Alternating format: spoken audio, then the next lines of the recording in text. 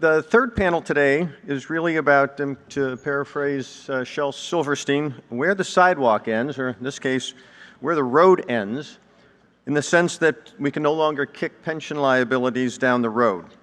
The moderator for this panel is Catherine Barrett, who, with Rich Green, has reported on state and local budgeting. Come on up, please. And performance management for 25 years, and who a few years ago interviewed the pension directors of 48 state pensions. Catherine will introduce the other two panelists who have decades of experience in this broad area of pensions and government finance, Lawrence Massall and Chris Merrill. If they could come up, please. Spiano came especially with you because we just met with the governor and we came over, but we'll see you. Oops, sorry. Okay, I think we're getting set right here. Hello. We have a lot to talk about here because pensions is such an incredibly important issue for Illinois, for Chicago, for Cook County. And so I'm going to get started really quickly with very short introductions because I want to get right into the topic. But we have with us today Lawrence Massall, who is the head of the Civic Federation. And the Civic Federation is a nonpartisan organization that has really been focused on trying to get Illinois and local governments to work more transparently, to work more efficiently, and it's been very focused on the pension, retiree health, all these issues. We've certainly made, Rich and I have made great use of the Civic Federation in our work. Chris Merrill is the head of the Government Finance Officers Association and has an enormous amount of experience in local government. He was city manager of Roanoke. He was assistant city manager of Savannah. These are two places that are not in pension crisis. Right. So one of the things I'm going to ask a little bit later on is just for him to put things into a little bit of context for us. Illinois, the situation in Illinois is not really the situation throughout the country. I mean, there are certainly other examples, but also I should say that Chris has a good deal of international experience too, so maybe that will come in. And how I wanted to start was just to, I mean, I think everyone in this room knows that Illinois and Chicago and Cook County are in very, very serious situations with their pensions. It's been going on for a long time. A lot of mistakes were made. But I want to start with you, and I want to ask you, why should the people in this audience care about this personally? Why is this not just an esoteric issue, but one that kind of hits people, you know, where they live in their pocketbooks? I think what I would say first is the young woman, the graduate student who raised the question about what tools or levers that the speakers from Puerto Rico and from Detroit could offer Chicago because of her concern over gentrification or the lack of economic opportunity for some of the longtime residents, really gets to the crux of why you would care. The city of Chicago is dominated by the pension crisis. May not seem that way in terms of what the news coverage is, but everything from whether or not the mayor is going to move forward with a plan to borrow $10 billion to try to prop up the city pension funds, or how the state of Illinois in the campaign right now for governor between the major candidates, they're not talking about the pension crisis, but it looms enormously on the horizon for both the governor and the would-be gubernatorial candidates, because the state's not doing anything to help local governments at this point because it has its own financial crisis. And that financial crisis was created by not the people that are in office right now, although some in the legislature were around and in the city council when really a series of bad decisions were made. But Illinois' financial position, the city of Chicago's non-investment grade credit rating, is dictated by what the response is going to be. The rating agencies want to know what the gubernatorial candidates and the governor himself, what the mayor and the mayoral candidates are going to do to address literally a $200 billion problem in Illinois when you include all the local pensions. So when we've written about this, we've talked about how in the, as time goes on and the contributions get to be larger, the services are going to decline because so much money is going to pay off the pensions. Is this happening yet? Are services declining? Well, services are declining. Resources provided by the state and by local governments are being squeezed very, very precipitously. The state of Illinois is celebrating its first year with having a budget that was passed with bipartisan support and on time by the legislature, but it left unanswered very big issues related to its unpaid bills. And the only way the state of Illinois was able to get more money into the education funding program was through shorting the pension funds again. So Illinois has been acting in a very irresponsible way by not funding its pensions according to what the actuaries identify as the required contribution. It's easy to forget, if you spend most of your time in Illinois, how far off the path Illinois is with its worst in the nation credit rating, with its $130 billion unfunded state pension liabilities. But the biggest concern, or the biggest cause of frustration, is the problem keeps getting bigger and the solutions, if they come at all, don't match the size of the problem. And we're going to talk a little bit later about potential solutions, but let's move over to context. Sure. Chris, sure. Illinois is not typical. There are certainly lots of problems all over the place, but tell us, what the situation is. Yeah, and I think first, the previous speaker talked about to get to a solution, first you have to understand your problems. And fortunately, there is some good data out there. In preparing for this, I was able to use the Center for State and Local Government Excellence. They have a great database. Boston College has the Public Pension Database, which has longitudinal information from 2001 on. So let's talk about how we got into this problem, which isn't unique to Chicago. Many jurisdictions, states, and localities were faced with pension crises. Back in 2001, the aggregate funded ratio of government pensions was 103% in 2001. Because of that, many of them made their benefits richer. So they improved the benefits, which at a cost. Then we get to the Great Recession. At that point, before the recession hit, the aggregate funded ratio was about 87%. The recession hits, they get hit double ways. First, their revenues are declining. They're trying to keep their services up, so they stopped making their annually required contributions to the levels that they should have. Because they're trying to provide services. They're hoping this is a short-term thing they can weather through, and then they'll do catch-up. And then because the equities, 70, 80% of pensions are off in the equity market, it tanked. So then the value of their pensions go down dramatically. So at that point, we see the funding ratios drop. So many governments went ahead and they may have created another tier for new employees. That may have helped some, but the vast majority, over 70% of states and over 60% of the large localities, made some pretty tough decisions and reformed their pensions. Some, if they could, for existing employees, but a lot of state laws didn't allow that to happen, so they were kind of limited where they could go. And then, they've looked at it realistically going forward. So, and if you look at it in terms of Chicago, back in 2001, the employees' retirement system was at 93% funded. Chicago police, 70% funded. Chicago teachers, 100% funded ratio. Now we're in the 27, 24% range.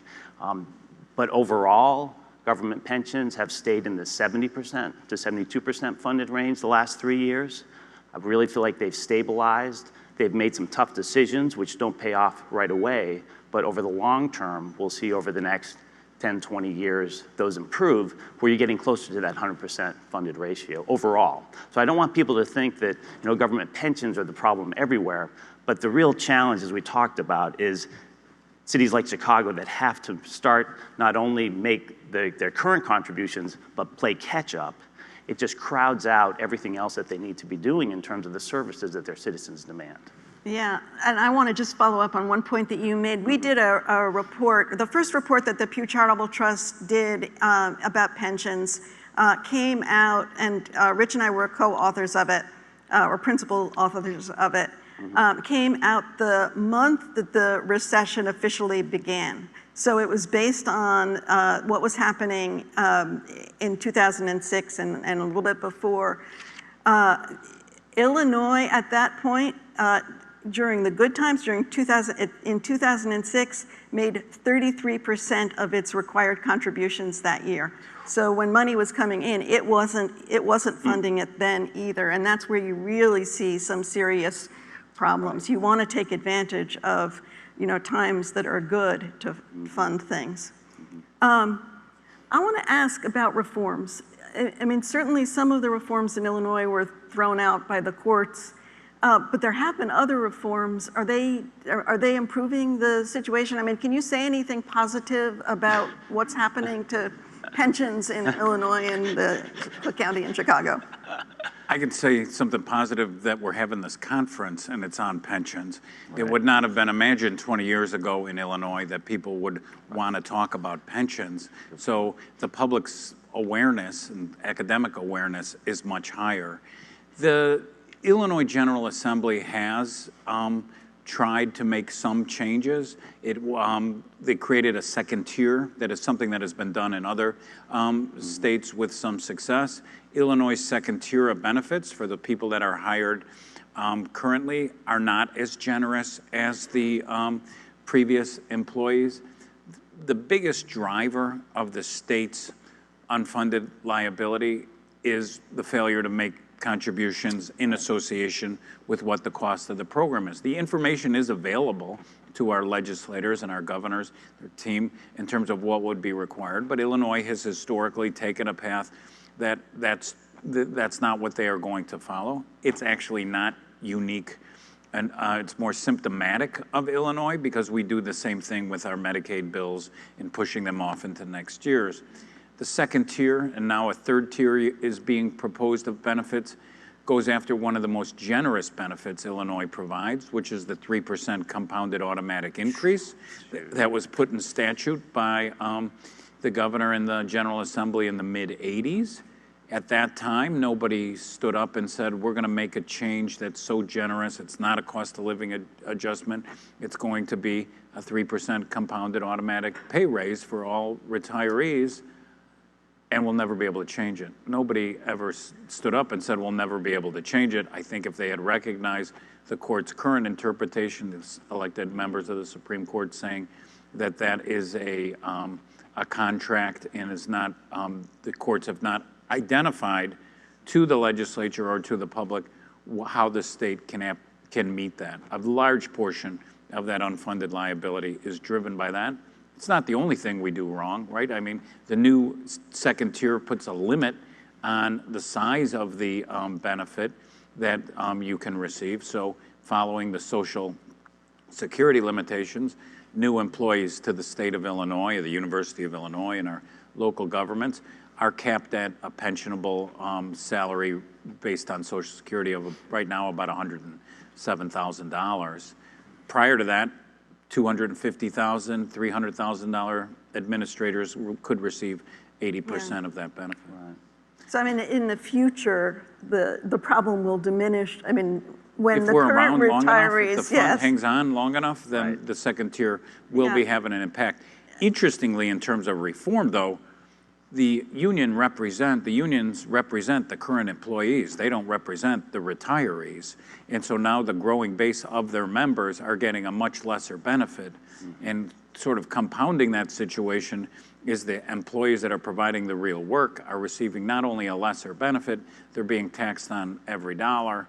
In Illinois, we have the most generous exemption for retirement income of any state. And so even the beneficiaries that are getting that nice 3% compounded pay raise aren't paying any state income tax. I think that's one of the issues, is that the workforce really is, I mean, the payroll costs are going up, but it's not the workers who are getting the money.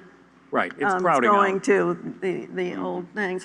One of the points that you made was just sometimes the lack of care in which benefit decisions were made, like the 3% compounded. Yep. I mean, I think we saw that as one of the foremost issues, is that benefits are changed without a long-term perspective of what that's going to mean. Right, right. Yes, if you look at the three drivers of the unfunded ratio are the level of benefits, which we see, some mistakes were made there. The making your annually required contribution, which sounds like it wasn't happening even in the good years, and that's when maybe you should be overpaying it so that you're ready for the bad years. And we're seeing some states doing that now, actually. So there's some good behavior being driven by past crises. And then the third is the investment returns. And that can make a big difference too. Just saw a study where if the bottom tier of funded plans were able to make the same investment returns as the top tier, their funded ratio would be 11 to 12% higher. So that investment is important, also a thing to consider. And that's one of the problems for very unfunded plans, is that they can't take advantage of the longer term investments. I think Illinois has had a bad practice or history of not being very transparent in terms of what's attempting to do because of the political dynamic, right? You have to we have a process in the legislature in Illinois where very complicated bills get passed very quickly rather than basically being vetted. And so in order to avoid, or in anticipation of avoiding having to defend what you're doing, we tend not to have an actuarial analysis of what needs to happen in order for that intended benefit to occur, whether it's adding a benefit and funding it fully or making changes. The General Assembly in Illinois passed legislation to create sort of an experiment where Illinois retirees have the option this year that if they're retiring in the next couple of years, instead of taking that 3% compounded automatic increase, the state will give you 70% of the present value of that benefit and a more simplified COLA if you agree to it. Unfortunately, the state didn't do an actuarial analysis for that specific legislation. The best we can tell at the Civic Federation from piecing the history together is many of you know that Illinois is close geographically to Missouri, and Missouri passed some similar type reforms a couple of years ago. So the members of the General Assembly and the governor agreed that Illinois is like Missouri, so if we do something like Missouri, maybe we'll get some of the similar benefits. So we reduced our pension contribution based on that theory by about $425 million this year. It's possible that we will get that type of savings, but if we don't, then the cost of the pension continues to grow. It's underfunded. So my point is that Illinois is still not following best practices and even measuring what its solutions or possible solutions are. Although what I find interesting is, Illinois has more than one system, and the Illinois municipal system is 93% funded, while the Illinois state one is 35% funded. So obviously, they did something right with the municipal. What they did right with the Illinois Municipal Retirement Fund, which was, in fairness, created by the Illinois General Assembly to tell local governments what to do with their pensions. They didn't put themselves under the same restrictions. Right. So every other city besides Chicago has its general employees, its laborers, and municipal employees in the Illinois Municipal Retirement Fund. And if that city doesn't make its actuarial required contribution dictated by the IMRF board, then the IMRF can intercept state resources that would go to the municipality. Illinois did not provide that for its 650 police and fire pensions or the city of Chicago employees or the county employees. The Civic Federation advocates that as part of a comprehensive reform, there's no reason to maintain so many separate pension funds. Consolidating local government pensions, including police and fire, into the Illinois Municipal Retirement Fund could still maintain the accounts, but you would get the benefit of a concentrated staffing and expertise on the investments. let's talk a little bit about solutions in this kind of dire situation. Are there solutions, and is it too late? I hope it's not too late. Yeah, I have been on lots of different panels. I was on a great panel with the next speaker, Dick Ravitch, which was the Society of Actuaries national panel, looking at the future of public pensions. And one of the saddest moments for me on this panel was early on when most of the other members told me, yeah, we understand Illinois and Chicago has big problems, but we think we should focus our solutions on the states and the cities that we can actually save. We think we think Illinois may have gone too far.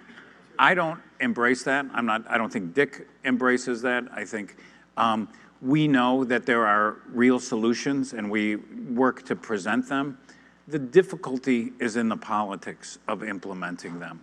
Because when you have such a large part of your budget in Illinois that is going into the pensions, the state's pension obligations or pension funding represents over 25% of the state budget, and it will continue to climb for the foreseeable future unless there is a significant reform or adjustment to that. There's not enough money right now. The state of Illinois, which touts finally joining 49 other states with realizing it needed a budget in order to manage, still has $6 billion in unpaid bills, and we pay a very hefty premium for that. Any solution is going to require sacrifice by all the involved parties, and all the involved parties are us. And, in addition to citizens, in addition to taxpayers, it's not just the beneficiaries. It's important, always important to note that even though we have some very generous benefits, the 3% compounded automatic increase that other states don't provide, the state employees and the municipal employees didn't do anything wrong. They basically deserve to be honored and recognized for their commitment and the essential work that they provide. And the goal of a pension is to provide economic security for people when they're no longer able to actively work or when they choose to retire. There's not much security in having a pension fund 20% funded. No. There's not much that you can, rest assured is going to happen when you don't know what your state or local government is going to do next. Yeah. So, and looking across the country, is there advice that you can give? Yeah, and even locally too. I think the main thing is pension is one piece of it, and I think you recognize, you got to deal with the pension, but it has impacts on other ways, and it's really about starting to adopt best practices. It's interesting, President Preckwinkle this morning, what she talked about, what Cook County has been doing is really adopting best practices, and they may not pay off immediately, but in the long term they will. You really have to take a long-term view for this. You're not going to solve either the pension problems in Illinois or Chicago next year or maybe even in 5 years. But if you take that 30-year view and you start making improvements immediately, when's the best time to improve your pension? 10 years ago. When's the second best time? Today. So kind of that parable about the tree. So there are states, Virginia went with a hybrid. They tried a different tier.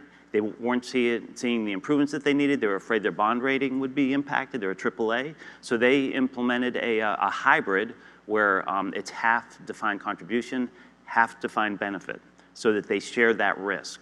And that's paying off. They're now 77% funded. They had dropped below 70% several years ago. So I think there's things you can do, but there's no quick fixes. Yeah, I think you make a great point, and I think it echoes what you said too, but you can't just direct everything at the pension. It has to be best practices. Right. And, the way the whole government is run. You can't do this without a budget.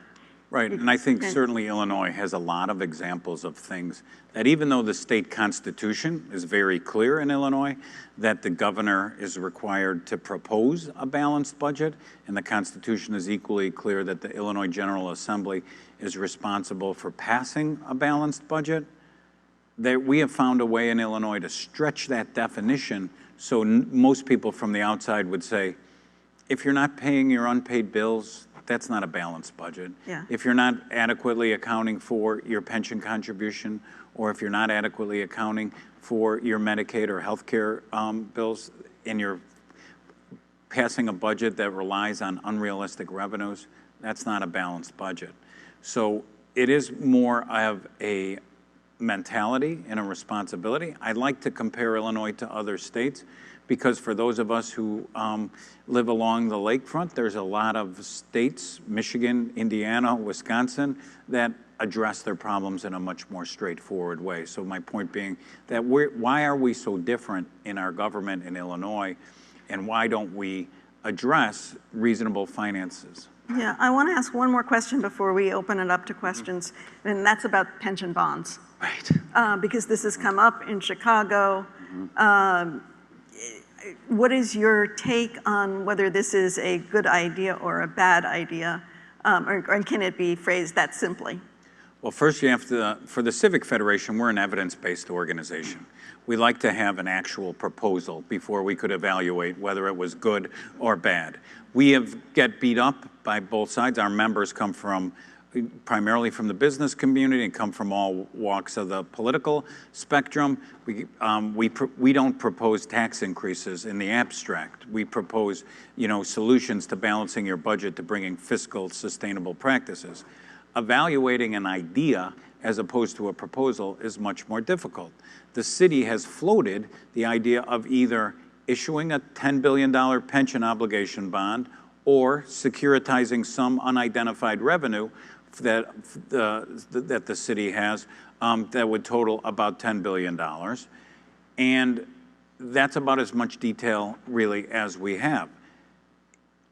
In the abstract, trying to make an arbitrage play at the end of the largest economic expansion is loaded with risk, right? And so the concerns we would have is why now? Why only $10 billion if the city has a $30 billion unfunded liability? What do we do for the Chicago Public Schools, which have an equally challenging pension situation and are covered by the same tax base? How will this proposal reduce the risk to taxpayers rather than increase it? And then there are some more esoteric arguments, which are because the state of Illinois now gives the pension funds the right to intercept municipal revenues if the cities don't make their pension contribution, have we jumped ahead? So now that is actually a harder debt than was originally thought. And so we have a lot more questions for the mayor and his financial team before we could fully analyze it. And generally, we would like to see a comprehensive plan that just doesn't get us through next year or to 2020. If you're wondering why the mayor and his team would be looking, or the city council would be looking to borrow $10 billion or securitize $10 billion, because in the next 4 years, the city's pension contributions, even after the mayor was able to raise property taxes for the police and fire pension funds, raise the 911 fee, and raise the water fees, in the next 5 years, the city needs to double from $1 billion to $2 billion its pension contributions. Right, and GFOA has a position on this. Exactly, right. Go ahead. Yeah, so not to speak specifically about Chicago, Chicago is an economic engine, it has unique circumstances, but in terms of generally, Government Finance Officers Association, we have something called advisories. We have very few of them because we think things are different at the local level by jurisdiction, but we came up very strongly that we do not recommend pension obligation bonds. And for those of you who don't understand the concept, the idea is that you'll go to the debt market, sell these bonds, and then whatever your interest rate that you pay on that, you can beat it by investing it in perhaps equities or derivatives, alternative investments, and then that difference you help to pay off your pension. Well, first there's the huge risk and not getting the return, and then you've increased your liabilities. They're often very complicated instruments, difficult for people to understand. They crowd out your debt capacity because municipalities only have so much debt they can go to the market for, so you have to, then it may impact your infrastructure, other things. It could really have an impact on your bond rating, so then your cost of borrowing for other things will go up. So we just don't think in generally it's worth the risk, but as I said, each community is different, but we recommend against pension obligation bonds. Great, thank you. Any questions from the audience? Hi, good morning. So in addition to public pensions, there's also a large private multi-employer pension crisis, and Congress actually created a 16-member committee to solve that problem, and Democrats on that committee want low-interest government loans to be utilized to solve the problem, but Republicans on the committee think that this puts an unnecessary burden on taxpayers. So what can the state of Illinois learn from, and because of that, very little has been accomplished. So what can the state of Illinois learn from the way that situation has been handled?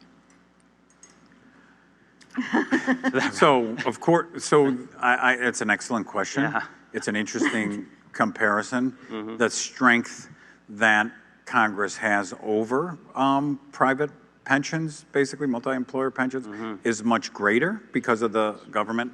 So the couple of things I take away, and also from our previous speakers about how much help the federal government provided to Puerto Rico, which in a very similar crisis is probably not the best place to look for help, even though I think many people, especially when Barack Obama was elected president from Illinois, thought that there would be some more attention to this.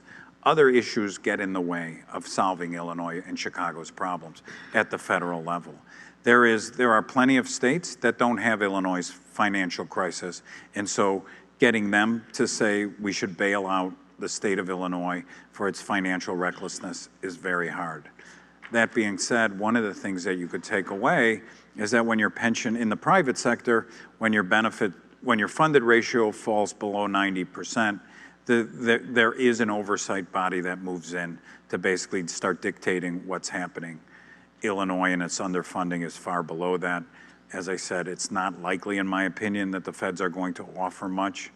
So we got to figure out our solutions to our problems here in Illinois. And the best way to do that is to get people who have a stake in the outcome to sit at the same table and basically decide, agree we have a problem, agree that we don't have $130 or $200 billion available to solve this on a new tax increase idea alone, and come to a solution that shares the pain and shares the sacrifice.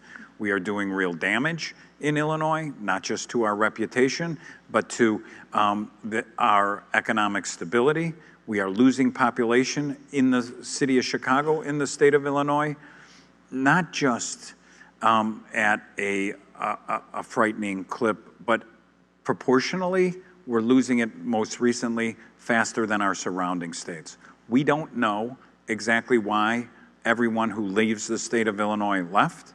That's work that still needs to be done, but we know that being the worst rated credit, being a national sort of punching bag for financial recklessness does not drive economic attractiveness. Catherine, can I just quick little response? So I think we have a very strong policy that we don't want the federal government intervening in state and local government pensions. We're just concerned where what that might go, because as I said, local areas have their own challenges there. But where the federal government could help is to get an infrastructure plan through that will help cities like Chicago, get some more federal funding to help grow the economy, and so that maybe they don't have to do as much of their own debt, and that may free up some opportunities to work on their pension. Great, thank you both. There's another question over here. Hi, my name is Steve Kleinschmidt. I'm a faculty member in the Department of Public Administration. It's kind of an extension of a question I actually wanted to ask the last panelist, particularly the lady from Puerto Rico. Because of the economic hardship that Puerto Rico has suffered, is that there's been a lot in the news about a move to privatize utilities, privatize schools, all this sort of infrastructure. And I was wondering to what extent your organizations or yourself have considered, to the extent that pension obligations will drive an increased need for private capital, privatization of infrastructure, increased reliance on philanthropy or the voluntary sector. So is Illinois more likely to initiate kind of privatization as a way to deal with their pension problem? And correspondingly, the pension bomb that was mentioned just recently, should we expect a new rash of privatization initiatives to come as a result of this? Thank you. Want me to go? Yeah, I think this idea of privatization or selling of assets. Some call it asset recycling. You see it as a model that comes out of Canada and out of Australia pretty successfully. But we've seen sometimes like selling the on-street parking or the 99-year lease here that didn't work so well. I think there are times that, first of all, governments should understand all their assets. Many don't know all their assets and the life cycle cost of those assets. Those that may make sense to privatize or to sell off, but be very cautious in that because these are assets for your community, so you really have to think through that. So I don't know if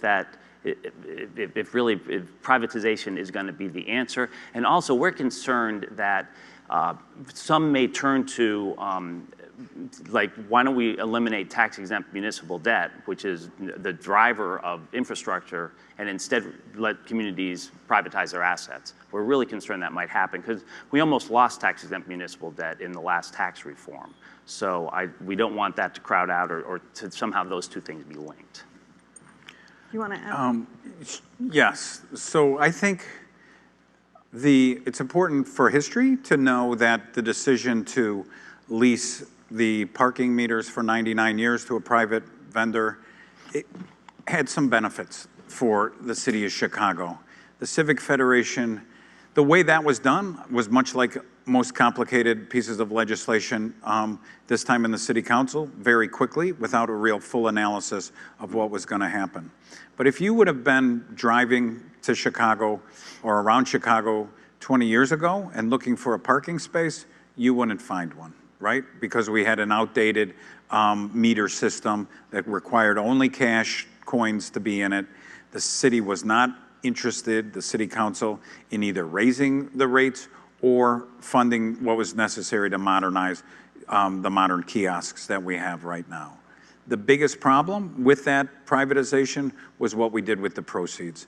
We took 99 years worth of proceeds and basically put it all back into the operating budget with some small exceptions and spent it all.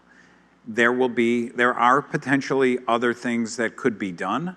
It would need to be balanced with again, a comprehensive solution, such as if you took for the state of Illinois, if you consolidated all the pension funds into a reasonable amount, then you might put some assets there that the state is underutilizing, carrying on its balance sheet that's not generating anything, to help reduce the amount of money that still needs to be added. You will not fix the pension situation in Illinois without more money, but there are a lot of things that you can do to reduce the amount of money that you put in there. Other questions? Over here? We have right here. Question here. You sort of alluded to the fact that we have a constitutional requirement for balanced budget and such, in which basically they've ignored it. So similarly, is one of the things that's hamstringing any kind of progress on pension discussion is the fact that one set of the stakeholders at the table say, we got the Constitution. They say you can't change anything, so why should we give up anything? The question is, should they sort of up the ante and say, you know what, we're going to ignore that and we are going to cut benefits or refuse to pay or whatever, see you in court. In other words, how do you get everybody seriously discussing when one set says, you can't touch us because we're protected? So the Illinois Supreme Court did not say that you couldn't do anything to the benefits. They just didn't provide a very good direction for what you could do. And so I would say that you have put your finger on a very important issue. Yes, you could try to get people to the table by threatening them with that this thing is going to collapse. I think that is something that everyone should be concerned about. I mean, you don't have to take the Civic Federation's word. Look at the credit ratings. Look at what has happened with other municipalities that have been facing similar sort of trends.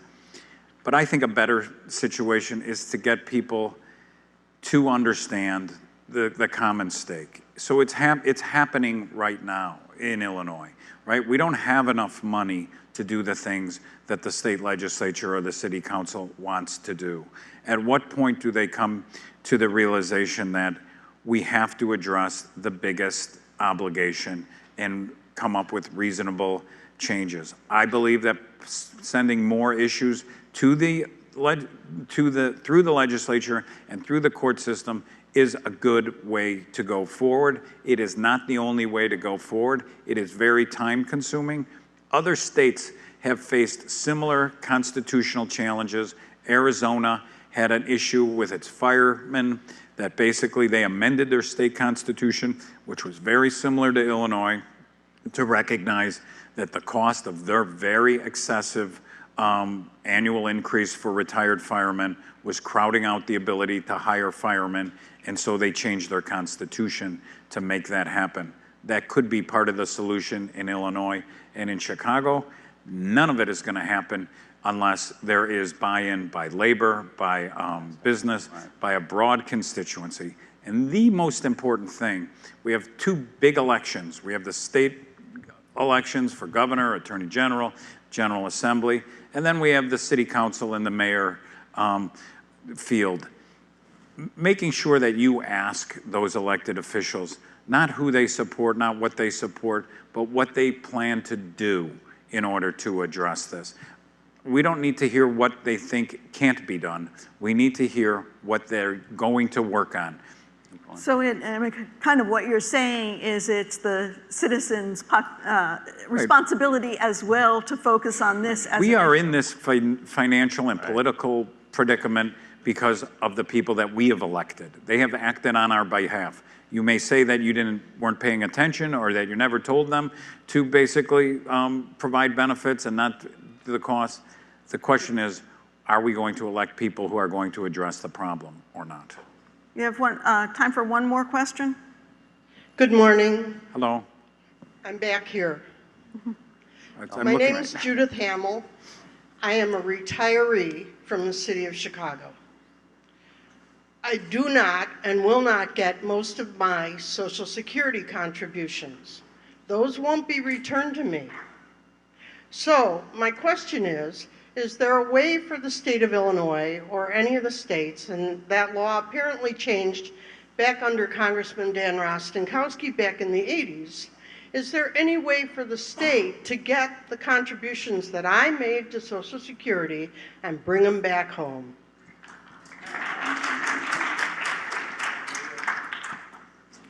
Well, I don't know the answer to that. I think unlikely would probably be the best answer for you.